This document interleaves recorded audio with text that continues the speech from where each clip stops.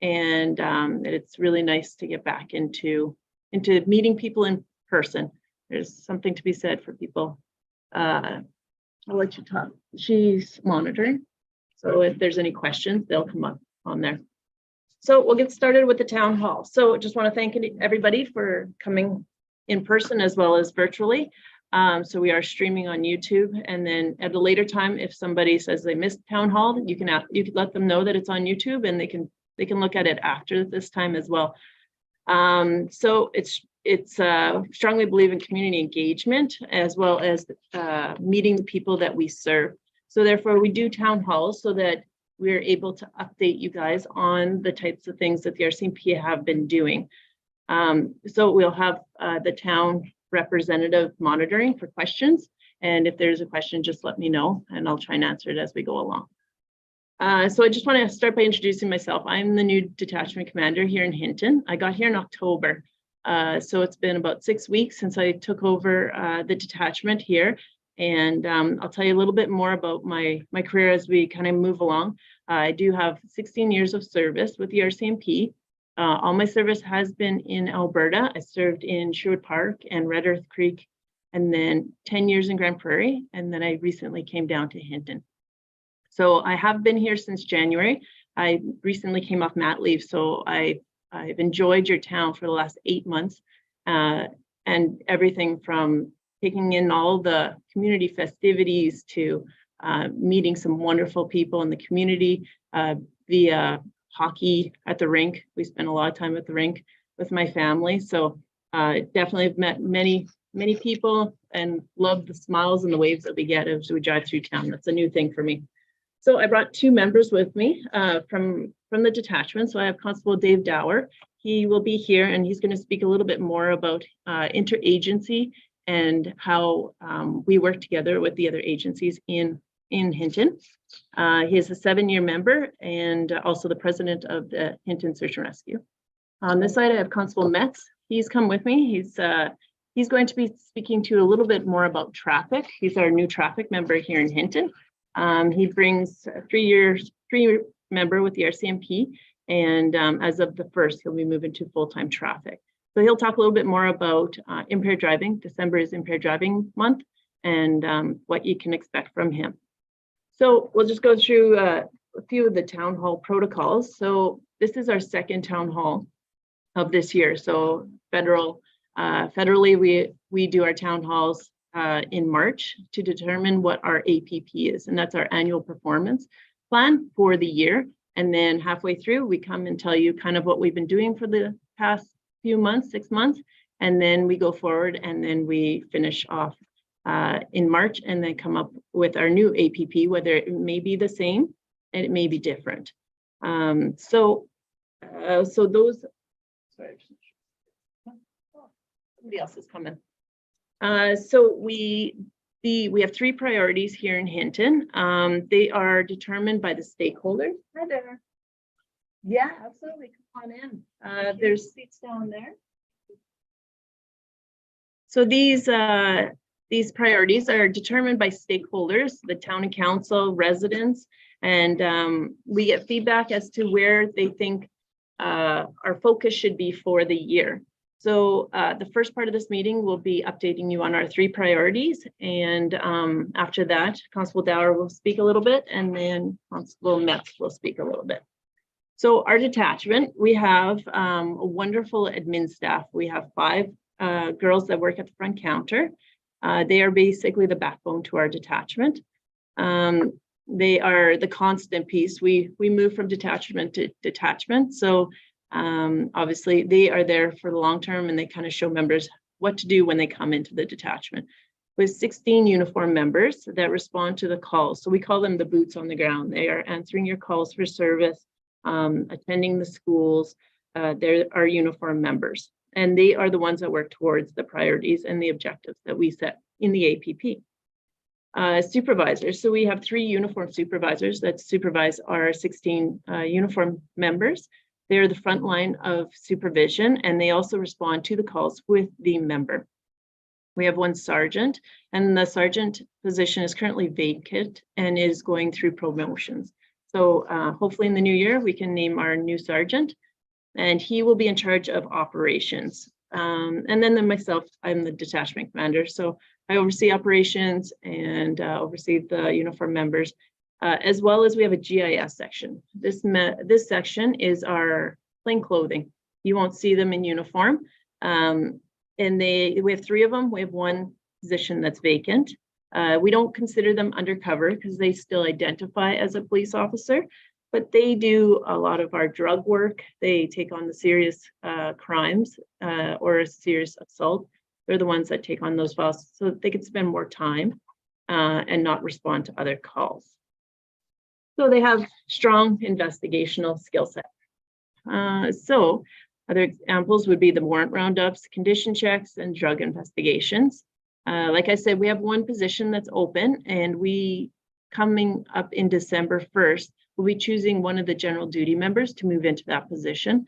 And their focus will be crime reduction. So I call it the crime of the day. So they would come in the morning, do a review of the files, say we had numerous stolen vehicles from an area of town. They would be looking into that, where uniform members still have to respond to calls. I call them the crime reduction member, but they are part of the general investigation section. So that will be coming here December 1st. We'll have a member identified for that. Last but not least, we have VSU, so victim services. They are within our detachment. They are a valuable partner to us, but they are not RCMP. But we refer victims through our work in Hinton as well as the Yellowhead County to our VSU, and our VSU also covers Jasper, so their area is quite big. And also our members here, we can utilize special sections such as the police dog. We have called out the police dog a number of times out of Parkland County is where they come to us from. We have the forensic identification section, so they do the fingerprinting. They come to us from Edson. Drug sections from Edmonton and Grand Prairie. They've come in and helped us with certain files. Forensic lab out of Edmonton, as well as auto theft. So moving on to our APP. So let's talk a little bit more about that. So we've identified our problem areas as being, we would like to decrease the amount of traffic collisions by 5% from previous year. We would also like to decrease property theft, and specifically thefts. And then we also want more community engagement from the members. So this is what's been decided. And so I'll go forward and talk a little bit about how we've been doing since March on those 3 things. So talk about traffic. Constable Metz will speak a little bit more about it, but how we are decreasing traffic is researching areas that we are seeing high collision. That might be McCardle and the highway. It may be coming into town. So we research those areas, and that's where we draw most of our enforcement to be. We recently ran a laser radar course in which we had 10 members on. So we'll have newly trained members out on the road to do laser and radar, and their focus is on speeding. So that's a good addition to our detachment. As well as JFOs, we call them the Joint Force Operations. And those are done, Constable Dower normally organizes them, and they're done with a CN police bylaw, and everybody kind of gets together and we do the operations, whether it's the check stops, long weekend, seatbelt checks, that sort of thing. So the last JFO we have, it was in October. It resulted in 90 drivers being checked, 19 tickets being issued, 10 warnings, and 7 mass demands completed. Mass demands is a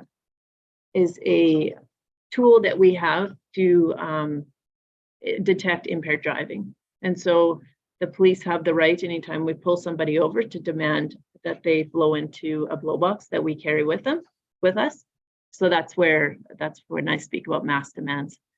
So community engagement, we can go into that a little bit more. So community engagement it's an umbrella. It encompasses a lot of different agencies. So we have the town halls, that is a community engagement, as well as Coffee with a Cop. Our goal is to have 4 of these a year.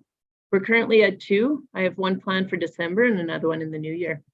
So our goal is 100 events or visits per year. So that might be any of the events that are being held in town.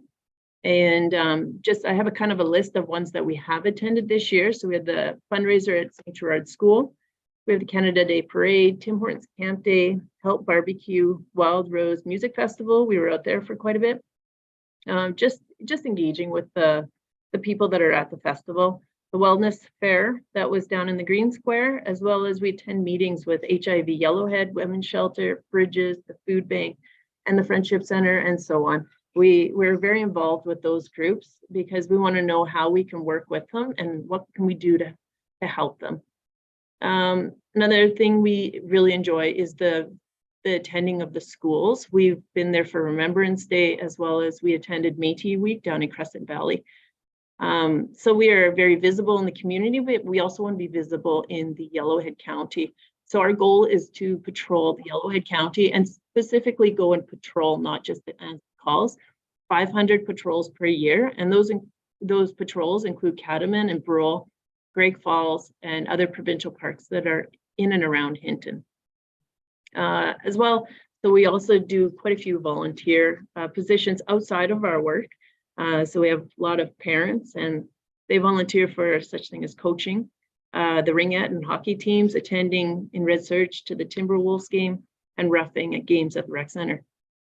So as you can see, the RCMP the members give back a lot of time outside of work as well as during work time. So the last thing to speak about is the theft, our priority with reducing crime in the theft department. So that is done through intelligence gathering. So we have a police system we call it PROS. And so it's a database that we're able to determine hotspots where we have most of our call volume going to. And those hotspots, we have a goal this year to complete 1,000 hotspot patrols. After the member does the hotspot patrols, we come and it's a tally board and we record it that way. So it's extra patrols in those areas that we've identified. Education. So we want to educate the community on how to become less viable to criminals. So whether it's making sure we don't leave valuables in our car to preventing auto theft. Sometimes we all need to be reminded not to leave things in our vehicle.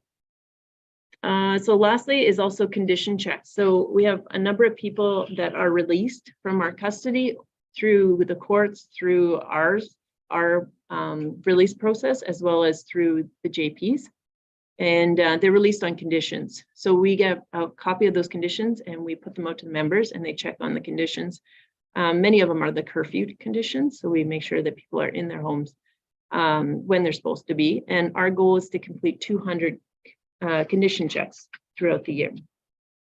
So that's an update on our APP. Any questions in regards to any of those? Any clarifications that anybody needed? Yeah. Let's do interactive here. Sure.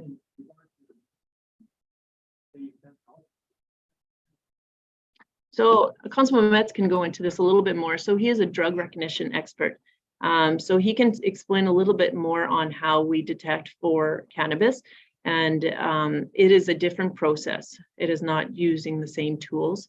Yeah, so definitely, because we run into that often now that cannabis is legalized, right? So it's a good question, but I'll let him talk about it because he's the expert in that field. Yeah.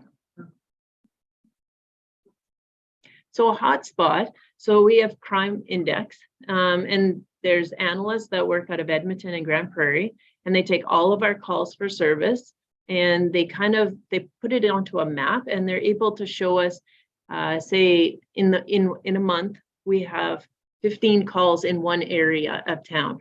So we would go there and we would consider that a hotspot for the month. And then that way we are patrolling that area more. And it might be a parking lot that vehicles are being vandalized. It could be so many different things, but that way it always changes. It's never the same. And so extra patrols are getting done, and we're able to identify when there's suspicious activity out of the norm. And then we kind of go into it a little bit more, find out who's living in the area, see if anybody's on conditions in that area. So it's more so it's intelligence gathering, but it's also boots on the ground more in that area to try and figure out who's causing the area to be a hotspot.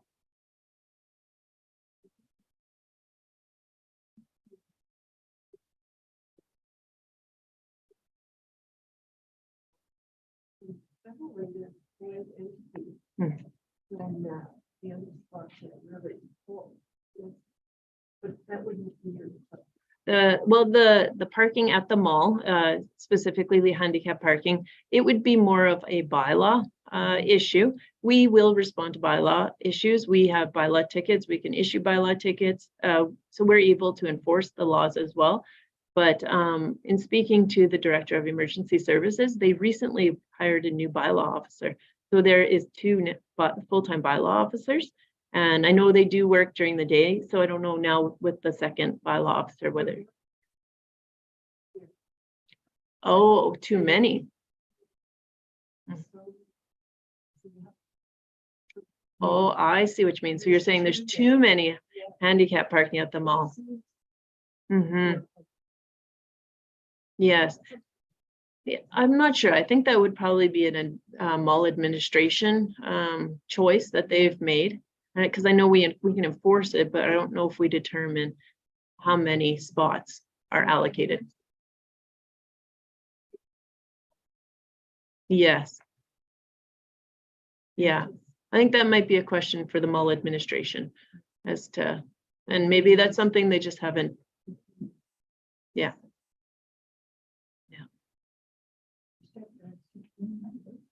Yes, uniform members, 16 uniform.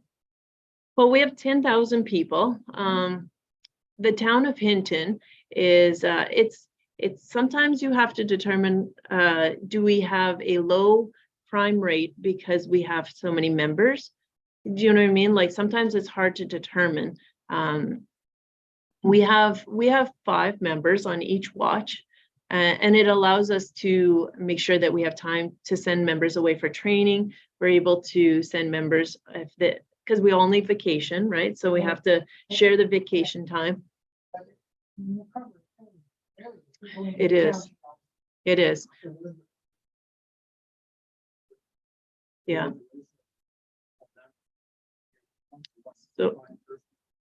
So there is 3 members and 1 supervisor allocated for rural or the Yellowhead. No, in total. So the province pays for 3 members plus a supervisor. So if you were to divide that out, that would really be 1 member per watch. But we have basically an agreement that, you know, if we get a major accident out on, you know, on the highway, we can't send 1 member. That's not realistic to send 1 member out there. So that way we have enough members from the town to go out there and assist to clean up the highway and get it moving again.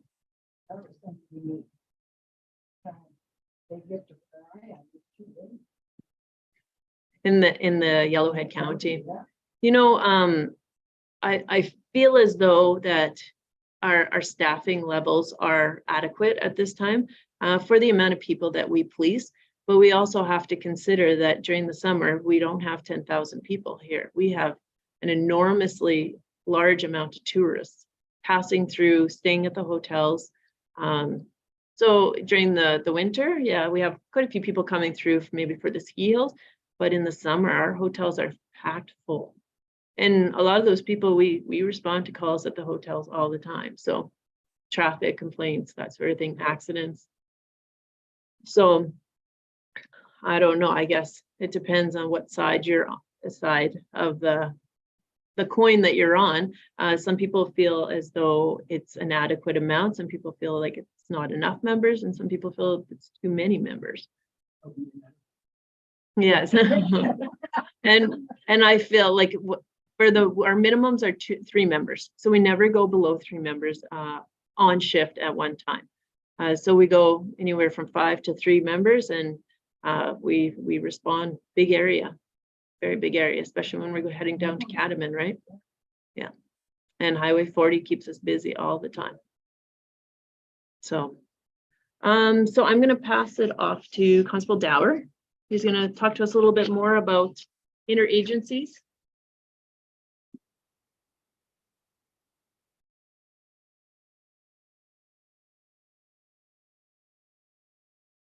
Awesome.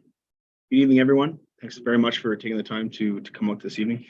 I feel really strongly about interagency cooperation. Just to kind of give you some background on that, I'm second generation police officer. My dad was a police officer with the Ontario Provincial Police. I had the privilege to an opportunity to be a Marine student with the OPP, and that gave me a unique opportunity to go out on the boat in Temagami and a few other lakes. What I realized really quickly was how the interagency cooperation was huge.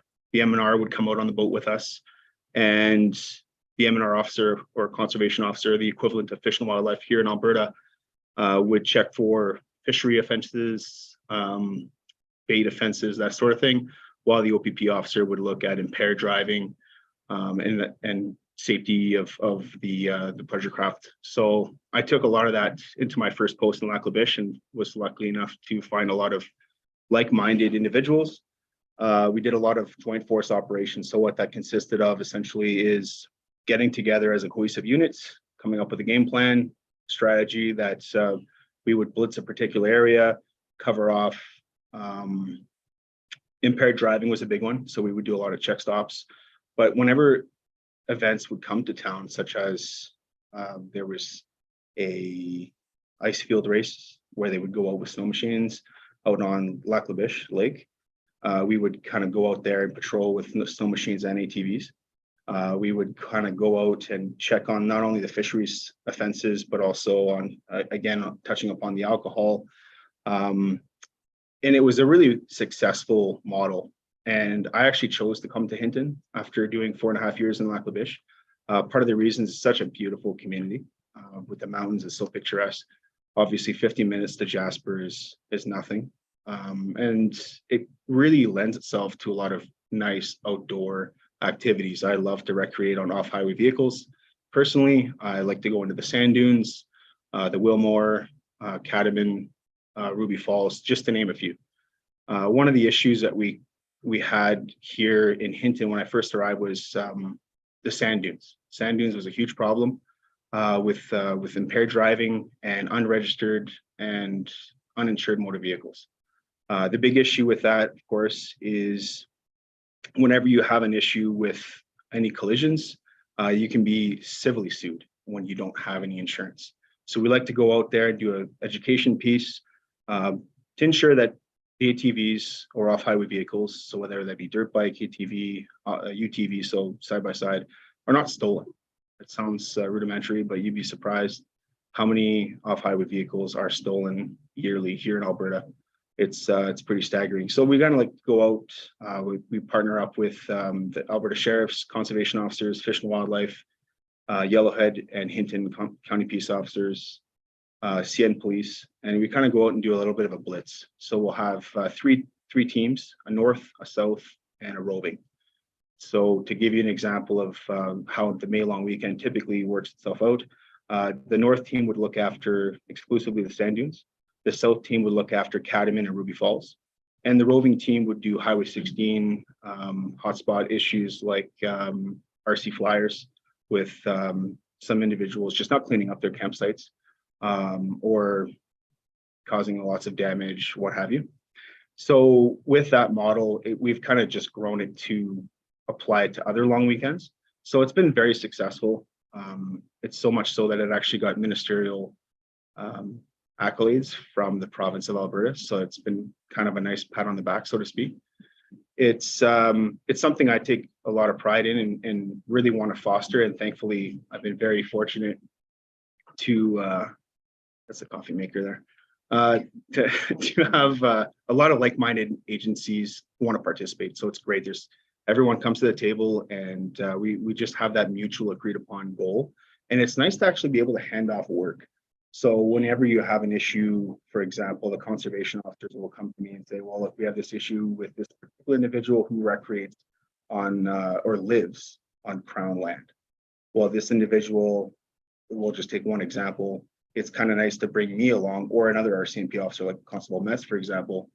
And we look after a particular piece, which is usually the warrants, usually stolen property, or potentially some of the drug stuff. So whether it be a drug lab or what have you, while the conservation officer gets to focus on issues such as the wildlife stuff. So if they're poaching, if they're, again, recreating on or living on crowd land, amongst other offenses that they can touch upon.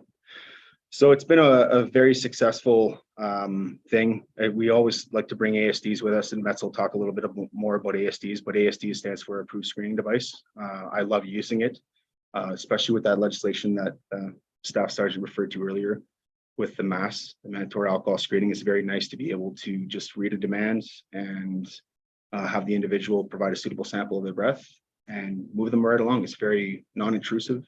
It's very quick. I'm sure somebody in this room has probably been affected by an impaired driver. I know I personally myself have been. So it's something that holds near and dear to my heart. We also take that same model with the joint force stuff and we transition it for the rest of the year. So every few months, we try to do something different. To give you some examples, we do a check stop on Highway 40 North to help out fish and wildlife, looking for poachers. So what I mean by poachers is individuals who have shot something, any type of animal, usually an elk or a moose are the two biggest ones, and with no tag. So we see a fair bit of that. Unfortunately, it's kind of surprising every time we do it. We'll do it on Highway 40. We've done it on the Willow. We've done it by the Big Berlin. We're intercepting people as they're coming back from hunt camp, so to speak. It's good also to have that positive reinforcement too, like where they have all their stuff in a row and all their ducks in a row. It's nice to be able to just kind of give them the pat on the back. Thank you very much for being a law-abiding citizen, so to speak. So it's also good. It's not just a negative interaction. It's an educational piece as well, and it also helps for some people who just might not know a particular legislation, or they have some questions. Now they have a fish and wildlife officer directly in front of them on that traffic stop, where they could be like, okay, now that you've checked me for my wildlife certificates, and I do have a tag for that moose in the back of my pickup. I just want to know something about fishing. Am I allowed to fish in this particular area? I can't find it in the regulations, and it's a nice interaction. It works out really, really well. We also do things like commercial vehicles. We'll do little blitzes for them, making sure their logbooks, their weights, and even some of their safety checks. You'd be a little bit surprised how bad their tires can be. Their weights are way off, and that just damages the local roads and highways, which is obviously a huge problem because it ends up costing a lot of the taxpayers, everyone in this room, money to repair them. The impaired check stops, Matt's can touch a little bit more about that, but I really like doing them all over the place, random days, random nights, random places. It's nice to catch people off guard because it's when you make it too habitual in certain areas at certain times, people get a little bit immune to it a little, so they start to avoid those areas. So it's definitely something we like to switch up and work around with, just making it random. So the other aspect of the joint force stuff is that it also builds a sense of camaraderie. So every 2 years or twice a year, we have these joint force campouts. Really like it. It brings people together. So agencies like RCMP, fire, EMS,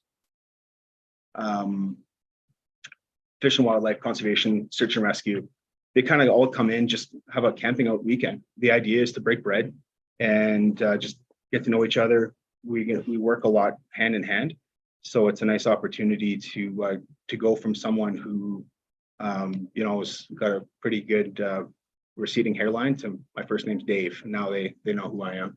So, and vice versa, right? So whenever you see them on calls, that ego and that flex is gone. It's really remarkable. So it's something I strive for all the time, is to kind of break down those barriers, work more as a team, and it's paid dividends. I've been here 3 years doing that model, and it works very, very well. And the community is better served because of it. So very proud of the work that everyone puts in.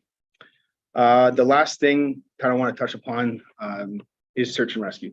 So I took on recently the role of president of search and rescue. The RCMP tasks search and rescue a lot, and I really see the benefits of search and rescue. They're a vital resource. It's huge for them to be utilized and for us to utilize them.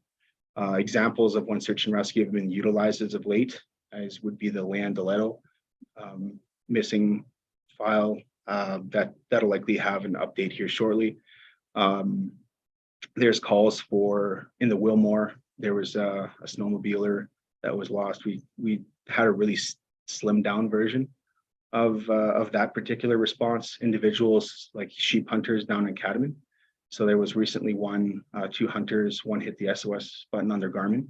So it was good to have search and rescue on standby, but they already had made arrangements to have friends of theirs come from Knighton Junction with 4 horses total. So that kind of worked itself out quite nicely. But that said, we're starting up a mounted unit, so I'm quite excited about it. I'm working hand in hand with individuals who have horses here in Hinton, and we're gonna try to foster that team building experience first so to place the horses and utilize them in unique ways, not only to rescue people, but also to go into places where off-highway vehicles aren't necessarily able, capable, or useful in those areas. So examples of that would be the Wilmore Provincial Boundary, Whitehorse Provincial Park, on the backside of the Cardinal Divide. Certain areas, not necessarily Ruby Falls, but definitely could get back there year round with horses and off-highway vehicles. Not so much. You definitely want a snow machine with that much snow back there. But anyway, it's something that I'm really excited about. So we're going to be discussing that in the near future. Search and rescue is also really growing as of late, so it's very encouraging, especially seeing as the president, seeing so many new faces and kind of building that team up so that we can have a bigger number of STAR volunteers to assist when we actually need call outs or what have you. An example of late would have been when we called in for Leanne. We had teams from Grand Prairie, Grand Cache, Hinton, Parkland, and Drayton Valley, so Brazo. So 5 total teams, and it was amazing to see the amount of turnout. And the staff sergeant got to attend the command post and thank everyone personally. So it was really nice to see that many faces and to see that kind of turnout. So that's pretty much all I have for you. If you have any questions, feel free to ask.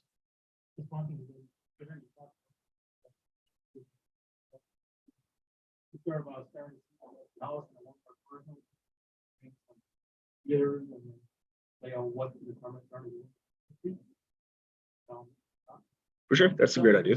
Yep, not a bad idea. We can definitely do kind of like an education blitz of sorts. That's kind of what you're referring to there? Yeah, that's not a bad idea.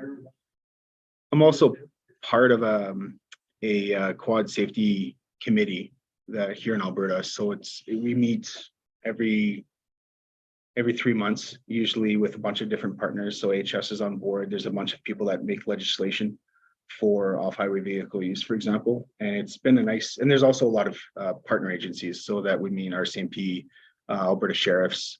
There's members from the Ontario Provincial Police, EPS, CPS, amongst others. So it's really nice to have that collaboration to see what people are doing in different provinces and what's working, what isn't working. So it's a nice little dialogue to have.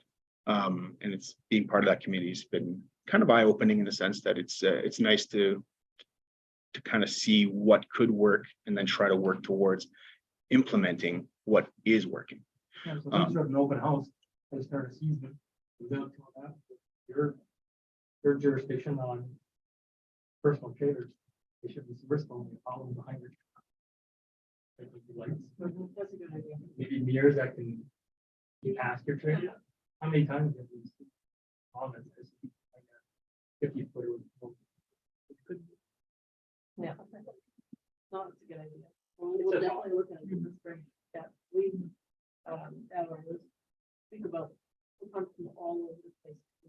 Christians, of deferral, so we end up with people that either just bought a lawn and then decided to put out the deferral, so it's a big deal, right? People get very hurt out there, so it's important to know helmets, insurance. And the damage. I mean, eventually, I think they will designate areas for that because the damage is just unbelievable. Yeah, it has a lot of damage, yeah. Staff, one of the questions here on that chat was, would automated traffic enforcement and more peace officers enforcing speed, and other traffic infractions help the RCMP perform other duties in crime prevention? So would more of that speed stuff allow us to do more investigations? I don't.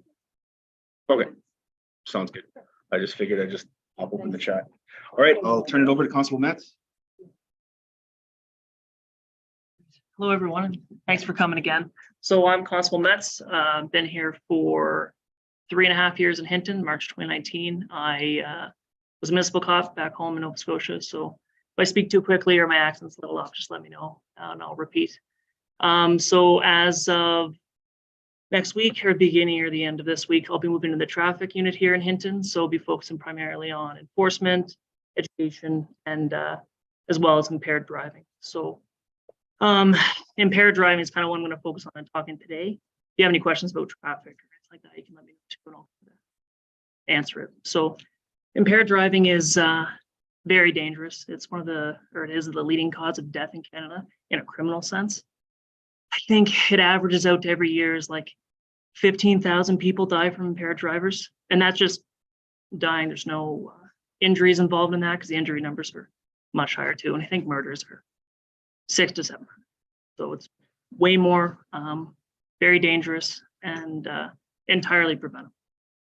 So one of the impaired driving can basically be broken down into 3 kind of components criminally. So you have someone that's just straight up impaired. You have something that's called a per se limit. So in alcohol, have you ever heard over 80 or anything like that? Certain drugs have per se limits too.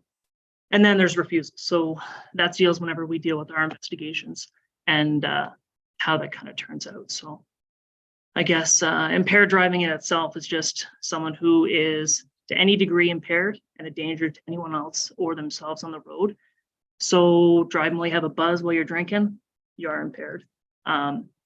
There are certain stats for your blood alcohol limits that show at like 50 milligrams, you might lose part of your function with your ability to recognize distance or perception, your vision, things like that start to break down when you are specifically drinking alcohol or taking other drugs. So that's something that we would do if we pull someone over and see someone that's obviously impaired. You can see that they're all over themselves. They could be passed out in a vehicle too. We respond to many calls that are like that. Very easy for us, very lucky, and most of the time it's when they're stopped or they've stopped for us and they haven't caused collision yet. And that's that. And then the more complex of those investigations, we move on to the per se limits, which mean in itself, it's anything where you have to involve what Constable Dower was talking about an ASD. It's our breathalyzer. We carry it's very small. And with mandatory alcohol screenings in 2018, it was changed that you can you don't have to have grounds per se to have someone blow. Like before, you had to have a reason to think that they were impaired. Now it can be anyone whatsoever. Hey, it's a mandatory alcohol screening. You're required to immediately try to breath and blow. If you don't blow, then you can be charged with refusal or failure to comply with the demand, which carries the same, if not more, penalty to impaired driving. So it's, and people will explain it to you roadside too. And I've explained it many, many, many times that if you don't blow, you're getting arrested the same. So if someone blows and say you're at a checkpoint, you're going to do a lot of these this month because it is impaired driving month in December. So you're going to see a lot of us parked in different spots, pulling cars over, checking for registration, insurance, try those relief for us, and your driver's license as well. But we'll most likely be doing mandatory alcohol screenings, get you to blow on our device. If you haven't anything to drink, right, which you shouldn't because you're driving, you'll blow a 0 and you'll be on your way. Someone who blows anywhere between what's 50 milligrams percent and 100 milligrams percent, which is a level of alcohol in like 100 milliliters of blood, the scientific breakdown of it. But that is what's called a caution. It gives you a 3-day suspension of your license, and we tow and seize your car for 3 days. So it's in the lot for 3 days, and you're on the hook for that. You're paying that, and just part of the penalty for that. There's also a monetary fine for it too. Then if you were to blow over or fail, it's registered. It says fail on our device. That means you're blowing over 100 milligrams % of alcohol in your blood, which is scientifically impaired. In Canada, the limit is over 80, and that's just what legislation has picked as a number. But our devices fail well over that, so we know that we're 100% sure that you're impaired or over that limit. And then it carries the same penalties as impaired driving from the first one. You get a 90-day license suspension minimum.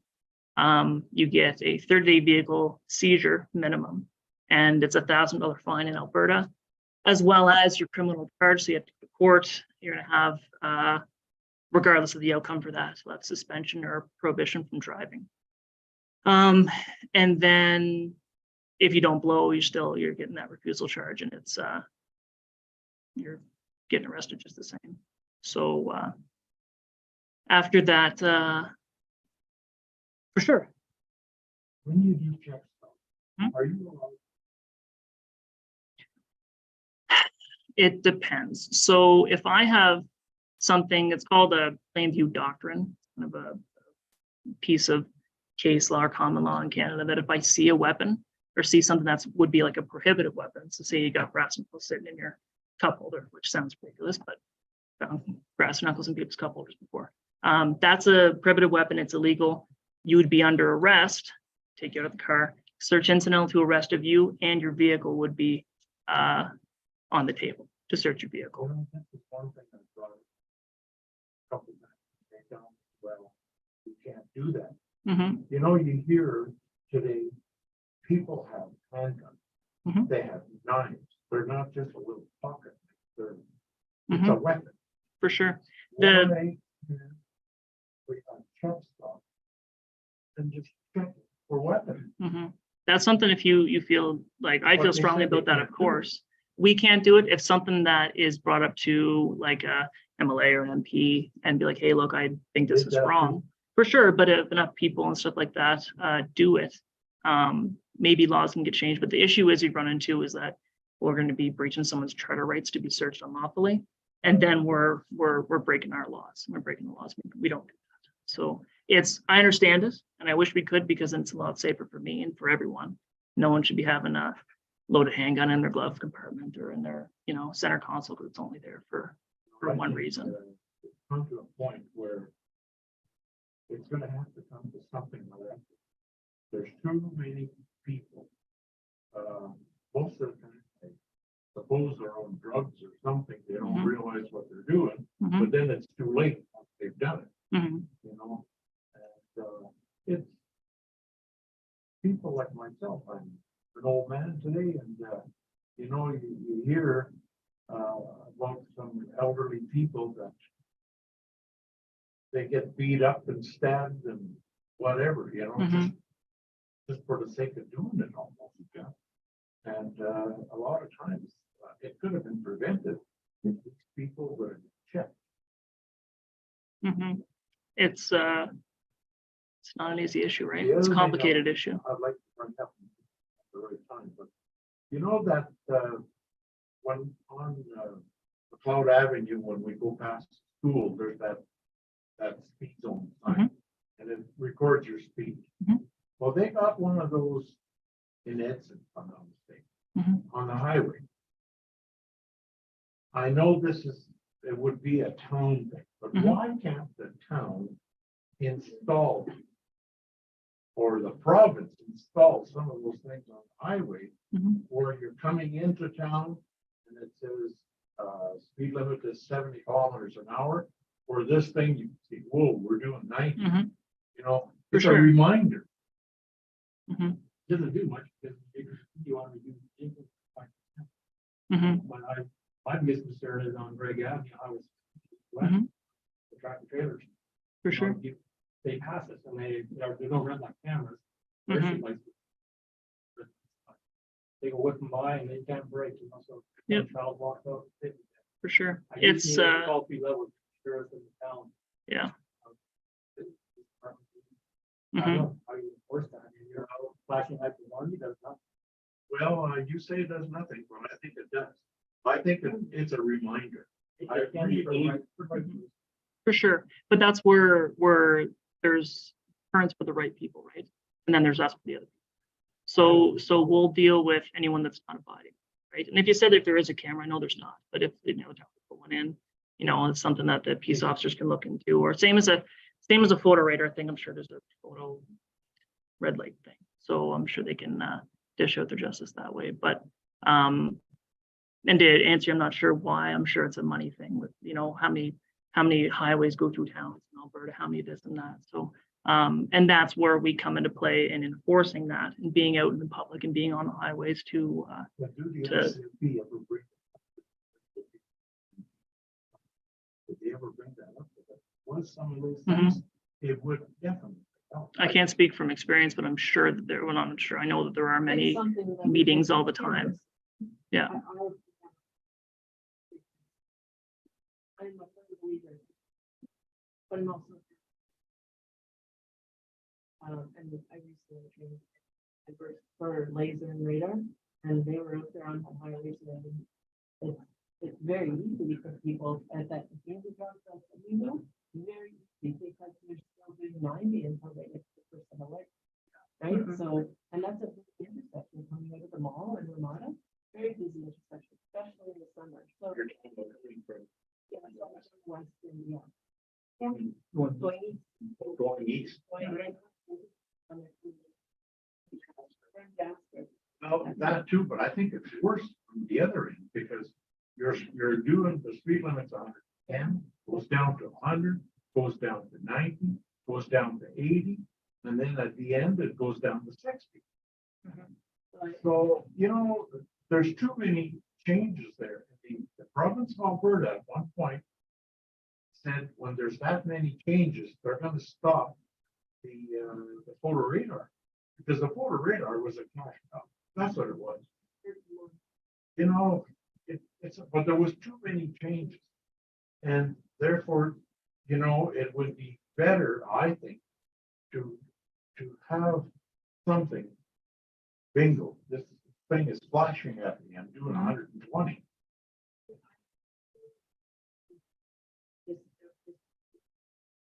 I would really suggest. Mhm. You know, I think the car, they were- Right, There you go. right, Um, definitely, I think for both. sides, that would be good reminder. Trying to get off the highway at the bottom there. From the hill. Yeah, it's dangerous. There's too many changes of speed limits coming from Yeah, no, going west.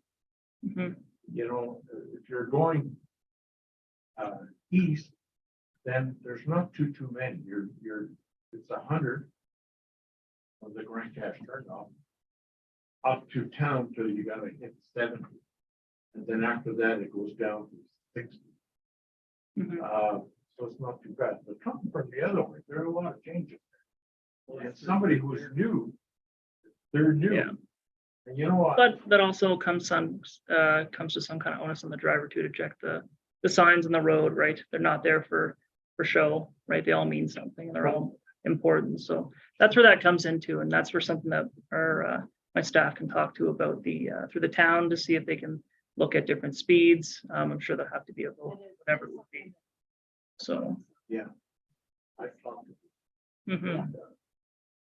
Yeah, the table also has length. I will bring it up. I'll bring it up.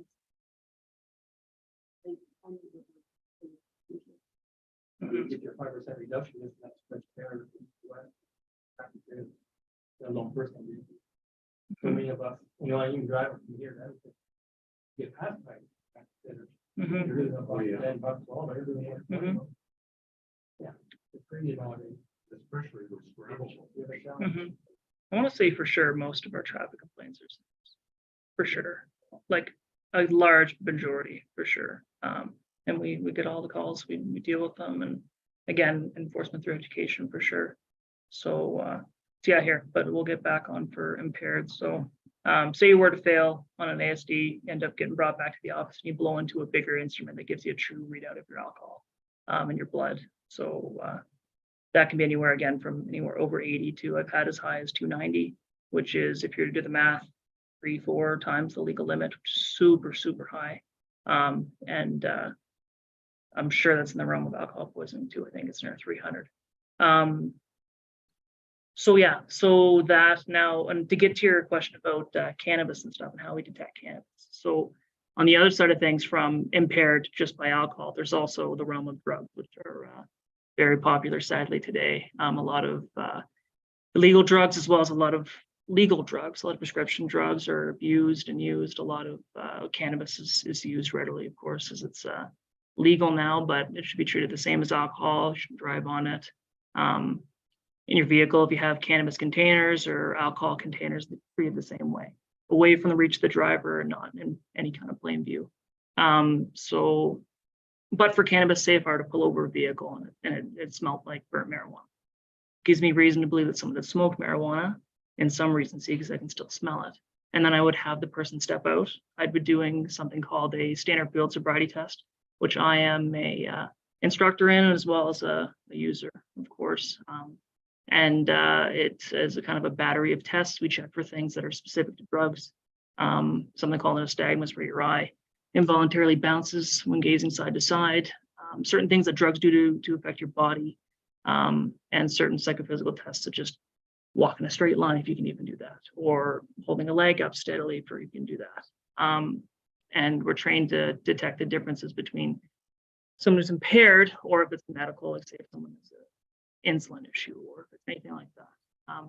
So we'll make the distinction that you're impaired or not. And if you are impaired, then you'll go back to the Hinton attachment. If I'm available, it's me. I'm a drug recognition expert.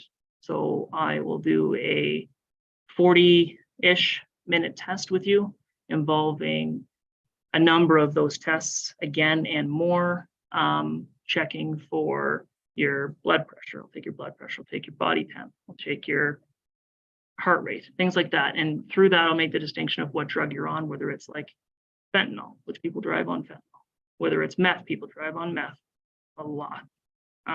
Cannabis, I've had cannabis, prescription drugs, heart medications. If you have medications and on the label it says, hey, don't operate heavy machinery, 1,000 pound, 2,000 pound car, machinery, can cause dizziness, tiredness, things like that. Those are all indications of impairment too. And anything that's going to slow your reaction down, say if some kid's walking out in front of you, you're impaired. So that is a distinction I'll make. We'll end up getting a urine sample from you and confirming that by a lab to say that, yep, that's the drug that I called and that's in your system. And then it carries the same penalties. So whether it's the whole straight criminal way, and then as well as the provincial penalties, like you get a 90-day license suspension, and 30-day vehicle seizure, and things like that. And yeah, Over the counter medication to blood confidence. for sure. So there's things like I think it's dextromethorphan that's in cough medicine. It's actually the same thing as like PCP or bath salts. So it's a much dumbed down version of it, but it's the same thing. So if you were to take too much of it, I think acetaminophen's it's come on tox as like a, so it's if you take too much of it, same as water. If you drink too much water, you might die, right? Like if you take too much of it, it's going to have an impairing effect on you. Same as if you're the combo thing. So if you take an antidepressant and you were to drink alcohol, they're both of the same vein as called a central nervous system depressant, kind of brings it down. Them acting together will greatly impair you where one or the other wouldn't. So if you were to have one beer or one glass of wine, whatever it is at supper, and take your meds, and then you have a number of other things that you're taking too, those combining together have a greater chance of impairing you and causing you to be a danger to killing someone on the road. So same as cannabis and alcohol greatly increase your impairment compared to just smoking cannabis or just drinking alcohol. They have a very, not additive, but multiplicative effect of impairing you. So, yeah. Mm-hmm. How's that? Provincial side, working with them on educating drivers more rule of most for highways, for example, when you have to over. How many times they go on a 2-lane highway, and you have somebody pulled over the shoulder, people in a passing lane, you have to maintain a great speed, but Mhm. and on the The- brakes, and pretty soon we're all. Um, It can be more education. yeah, I had that 2 days ago. Oh, for sure. So the question is, how to educate people on, you know, the laws of whenever you see someone like us pulled over, any emergency vehicle pulled over, or same as a construction zone kind of thing, but, and then, say we're in lane 2 from the median, lane 1 is supposed to slow down and drive at appropriate speed. So I guess the best thing is awareness. There's signs in, I think it's Edson, but there's some signs everywhere, but there's also laws that come out, and same as whenever Distracted Driving became a law, and people try to increase the awareness, but you're supposed to slow down to 60, pull over if you can, right? But if we're west of town, right? You're gonna be in one lane. I'll try to be as much shoulder as I can, but you gotta gauge it and drive safely. But it's, yeah, you gotta drive 6 ahead of just the other day. I guess it would have been Saturday. I had a driver do the same thing. 110 blow by me, the wind takes me a little bit, like it's all the time. So big thing for us is enforcement through education too, or education through enforcement. It's double speed fines. So if you're doing, say 110, you keep in regular speeds going by me, and you're supposed to be in a 60, one that's ish 50 over. So then you get a mandatory court appearance. You have to explain to a judge why you're doing that. And then if not, I think the top fine amount's like $900. So it's steep. It's quite a steep. More because Mhm. I don't like everybody. Mhm. They came in after. Yep. Usually for the next step, after, towards the turn up. Mhm. They're pretty- Yeah. For sure. Yeah. Yeah. For sure. There's that. There's also, I know that any person that's in a driving program, if they're becoming a new driver, there's that too. And they'll be taught, and it's in the laws too. So I'm sure it'll be on your test. But it's definitely something that we brought up to the government to see if they can do another ad campaign or whatever it would be. Mhm. For sure. We see it as Yeah, I know that back home, we had a member killed on the highway because someone, you know, didn't pull over, didn't just kept driving highway speeds, and it was rainy, slid, right? So, just by going. We need Mhm. an area to work in, and we need a pocket for ourselves so that. There's, we have that pocket, but there's times I've been in fights on the road, right? So somebody's driving by me at 110 kilometers an hour. Pretty good, right? So we need to. mhm, for sure. For sure, no worries. Any other questions or anything? Okay.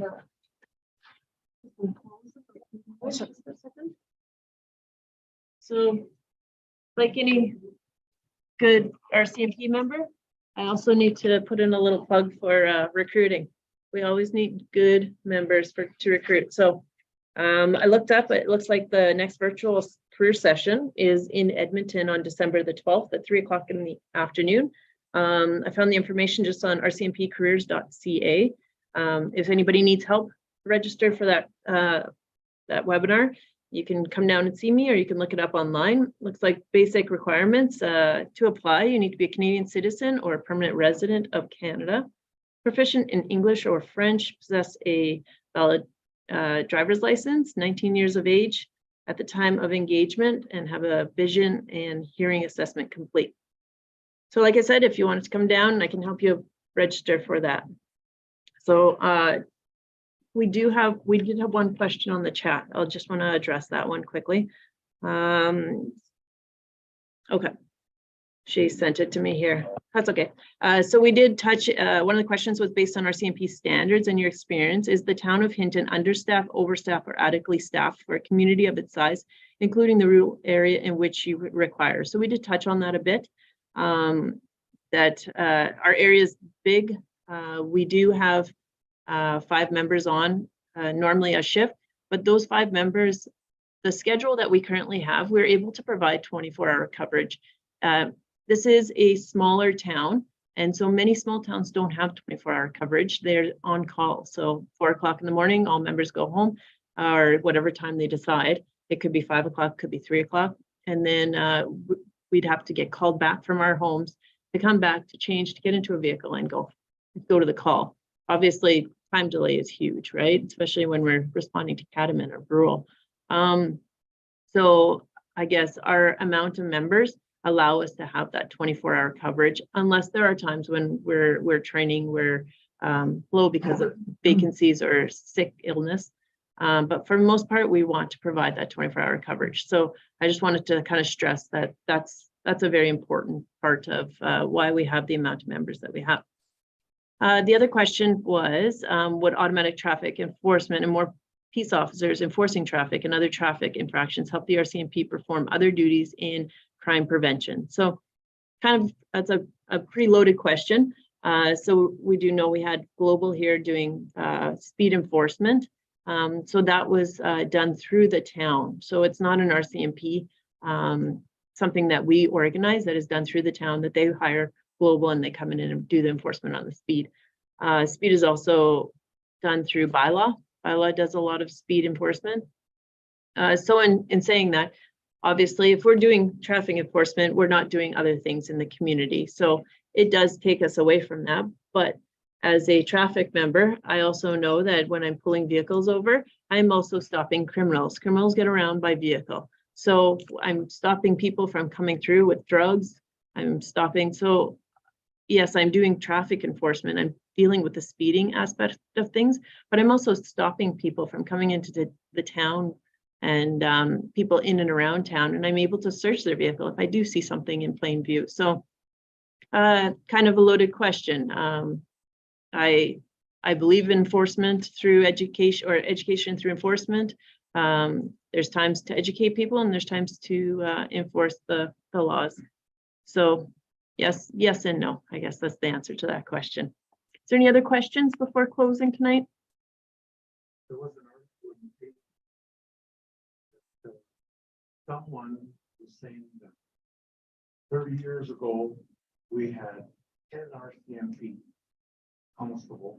I'm using figures, I don't quote. And we were able to get away with, there was only just under 10,000 or close to 10,000 people.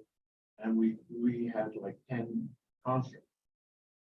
And now we had, for a while, there was more, wasn't there? It was up to 19 for a while. Yeah, we do currently have 90, because we have the 16 plus 3 supervisors that are boots on the ground. Okay. Yeah. Anyways, they were saying we're still under 10,000. Mhm. And now we have almost double the amount of officers. I know that times have changed. The drug problem probably way worse than what it was years ago. I don't know that. We know that it's bad. It's all open. And so that was one of the questions that they had at that time. And that goes back just 10 months ago or so, 8 months ago. That we were questioning the counselors. A lot of the counselors came back and said, we had this many officers then with this amount of people. Now we got the same amount of people and double the amount of officers. Mhm. Because they were looking at cost. Right. Okay. And so that's why I'm wondering, cost. I'm sure your job doesn't involve cost. You were given a job, you do that. Whether there's 50 or there's 15, Right. You're not in charge of that. So, but how do you feel about it? You feel that you have it. You feel that there's too many maybe. So No, because No. I don't know.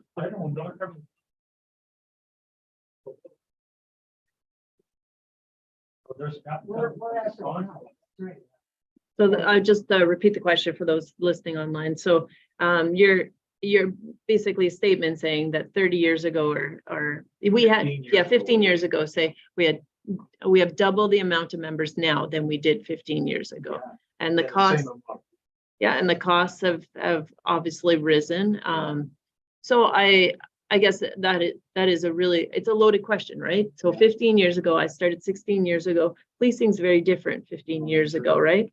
So it comes back to, you know, we look at Marathon, right? We don't sit at a house by ourselves, right? So there's always 2-member. We have policies around domestics. We do not go to domestics by ourselves. 15 years ago, I went to domestics by myself, right? So there is a level, times have changed in that regard. I don't know, I don't remember seeing meth 15 years ago in the abundance that we see it now, right? So when I'm dealing with somebody on meth, they don't have a sense of reality, right? So dealing with somebody who doesn't understand that I'm there to help them. So, and we've seen that in Vancouver, where we recently lost a member. So much has changed in 15 years that we can go back, and there's we look at court systems. So our paperwork is so huge compared to the way it was before. So if I lay an arrest charge, I have to come back and I have to do up this huge court package and send it in for pre-approval from the Crown. So that takes a member off the road, right? So, well, you know what, we have laws to enforce. So I like to not look at what the outcome may be in court, right? We have a job to do and we have a community to serve. So if I have grounds to believe somebody committed an offense, then I lay the charge and it's out of my hands at that point. Because I think if we do our job based on what we think the courts are going to do, it doesn't work, right? So we have to do what we love to do, right? And not necessarily think of the outcome always. We appreciate you. Is there any other questions? I don't want to keep you guys. I know you guys are here.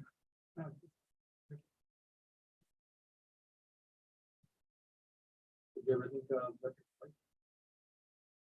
police event, or, you know, if they're talking about this program called Pathways to Park, you go from Hinton to the bathroom outside Jasper Gate. That will fall under jurisdiction, and you know, I'm going to weave along the highway, in among the bush, bears, and wolves. Right. You'd be called up to that because you aren't called up to the duties, right? Yeah, we do have a number. Policing staff. So the question was, would our policing change, our mode of transportation during policing for the pathway to the Rockies, if that project were to go forward? Like I said, I've seen policing done in many different modes of transportation. I know St. Albert has a golf cart. I know Grand Prairie has a side-by-side. I know we have 2 quads that we can utilize from the detachment. So definitely it's, and like with our APP being community engagement, we're not always out there just to enforce. We're out there to meet the people. We're out there to make sure people are wearing helmets and that sort of thing, right? So definitely something to look at once the project gets going, because yeah, we have Brule right there too. So we like to go out there and just make sure everybody's living by the rules and not causing havoc out there. So that would be the same type of, we just like to be out there. We like people to see us out there. Yeah, and we do. I monitor our budget every month, right? And I make sure that we have some room to play, in the sense that if we did need Canada Day, if we had a big, I don't know, big e-bike turnout on the pathway, right? That would be a time where I would bring in extra members, or if Brule had a big sand dune enforcement, like we would bring out extra members for that sort of thing. Yeah. Yeah, I'm very in tune with the different things that are kind of going on in town, so that we can forecast. If we need to bring in extra members, I'm more than happy to bring in the members for that sort of thing. No, we are getting, obviously we've changed the way that our pay has gone, and we're very comparable to other police forces. Where we're running into problems is the Alberta government looking at their own police force, right? So I can't tell you much because it is a moving thing. It's a very fluid conversation. And I don't want to tell anything that right. So obviously I want to stay in Alberta. I'm born in Saskatchewan, but raised in Alberta. I want to stay here. But in saying that, I'm an RCMP member, so I will go where Canada needs me to go.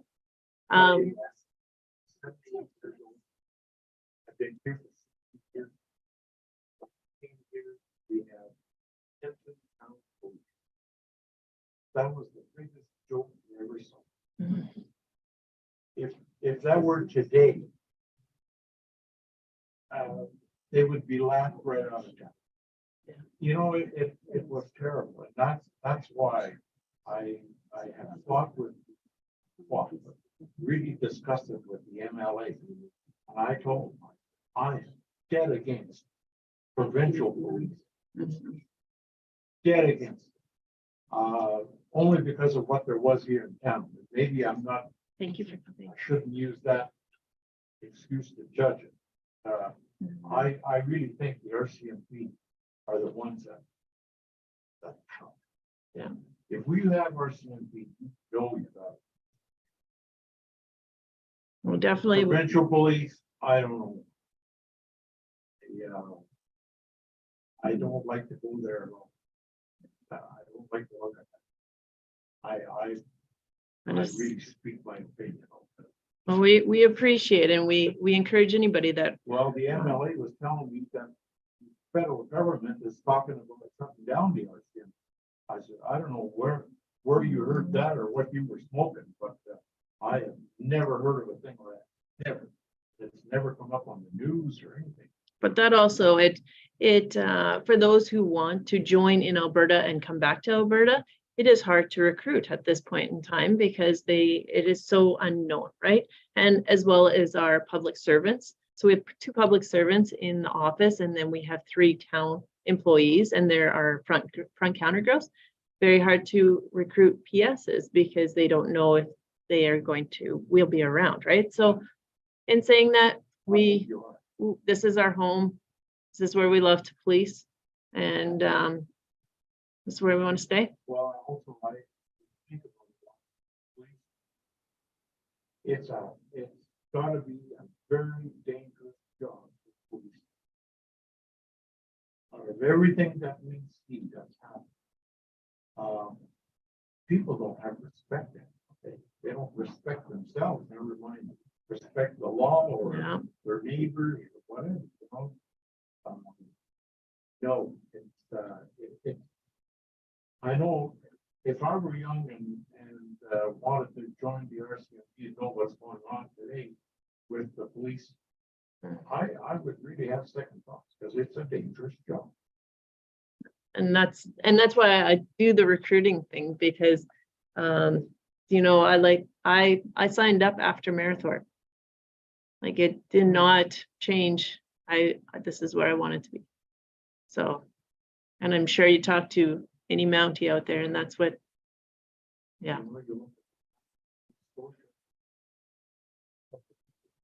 Yeah. A lot of sick people in this world, There is and that's who you got to face every day. Yeah. Anyways, any other questions? I don't want to keep you guys too late. Yes, town and county. Yeah, so that GI member, the new GI member that we chose in December 1st works within town and the county. So copper wire, that's a big one because the hardest part about that is how do we identify the owner? So, but if we can stop it from happening, if we can like focus on a bit of education and making sure that it's not readily available, that's, yeah. Yeah, that is a whole new conversation. Yeah. Perfect. You should consider changing your title from town hall to town hall. I will. Might be a consideration. Yeah. because most of us here are Yellowhead Yeah, I County. appreciate it. Most people here are from the Yellowhead County. And yeah, and that's why I kind of put it in there as well, because members, we do code calls in the Yellowhead County, but we call it fly the flag. We want our cars to be out there. We want to be playing with the kids in the rural parking or in that beautiful playground that you guys have there. I know they have the bike park. There's tons of things that we could be going out to. So like I said, I'm new to this position, 6 weeks in, and that is where we're driving things. We need to be out there and we need people to see us out there. All right. Well, this is in closing. Thank you very much for everybody for coming. This has been, I love the personal aspect. And that's why I'm not standing up, because I want to sit here and have a conversation with you guys.